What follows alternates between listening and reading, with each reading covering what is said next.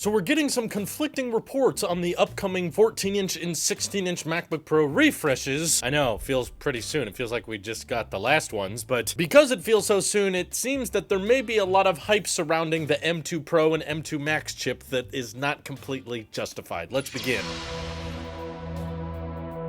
So from Taiwan's Economic Times as well as Digitimes, we've heard from multiple news sites claiming that because TSMC is planning on beginning production of 3nm chips later this year, that means that the 14-inch and 16-inch MacBook Pros would be getting these next-generation architecture chips. In case you're completely lost totally right now, basically that 3nm architecture is referring to the size of the transistors used on the chips, and essentially that lower number means that all of those electrons that chip has to pump around don't have to travel as far, which would mean that the 3nm architecture is more powerful, more efficient, and it would be a noticeable step change improvement over the M1 Pro and M1 Max chips. But now we're getting some pushback on that, basically from the TSMC's CEO, which, in case you're also unaware, TSMC is the company that manufactures all of Apple's silicon, and he's saying not to expect any revenue from the 3nm architecture until the first half of 2023. Now, typically in these earnings calls and kind of guidance expectations towards shareholders,